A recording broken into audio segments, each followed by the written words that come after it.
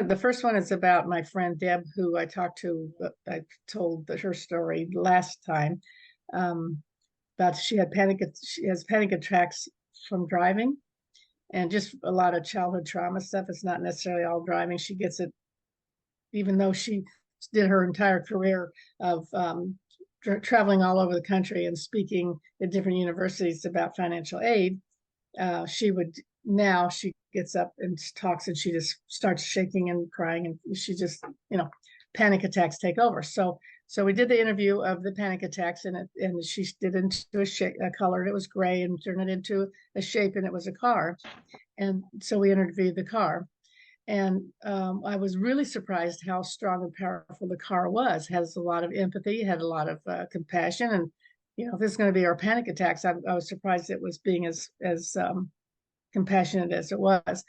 So anyway, so the bottom line is we set the action plan when we got through the whole thing, that she was going to just try driving with somebody in the passenger seat, but she was going to drive farther than just over to the grocery store. She could do that easy.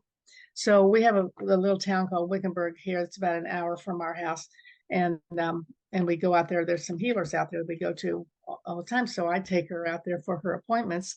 I go with her because she doesn't drive. So we decided she was going to drive this time, and that was last month. And so we got in the car, and we got halfway out there, and she started getting all shaky, and I just told her to just breathe and to not allow it to take over. They'll give her power to it. Just keep breathing and just take charge. And so she got out to Wickenburg.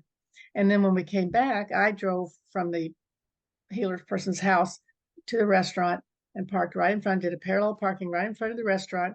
And when we got out, she got in the car, pulled it out, and drove all the way, just got out of town, and drove it all the way home. And I said there was not 1 ounce of anxiety on that side of the car, or on my side. There's no anxiety in the car. And she just drove completely fine. So I texted her this morning to see if anything's happened. I said, I want to give you guys an update. I said, how are you any better? And she says, yes, a few moments on the way up with anyway, she was going to Wickenburg again with her friend Mary. But she said, but I did it, and the way back was a piece of cake. And next step is to have somebody follow me before I go solo. So we'll just go in 2 different cars. If she panics, she can pull over, and then she's just going to go try it by herself. So I thought that was good that she still was progressing, because I hadn't talked to her for a while. Anyway, so that was a good progress for coming out of a dream interview. Now, the challenge is, how do we keep the car with us when we need it after the interview? Because when we do the interview, we take its perspective, and it's sort of like going into an altered state of consciousness. We're still, you can hear what it says, but its perspective is not our own. We take a different perspective, like we do when we enter an altered state of consciousness.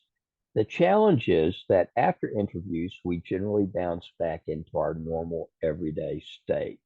So part of our job as a interviewer and a support person is to help a person remember and to return to becoming the car or whatever when they need to. And an example of that would be if she gets anxious when you're in the car with her when she's driving, to talk to the car. In other words, to evoke its presence within her consciousness. Excuse me.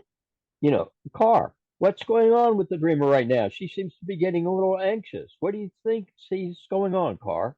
Stuff like that. What that does is that puts the person back into the perspective of an integrative perspective that helps them get through whatever the life challenge is. So right now I have a life challenge I call ha ha ha. Throat chakra. All right. Yeah. So does anybody else have any questions about that before we move on to the next?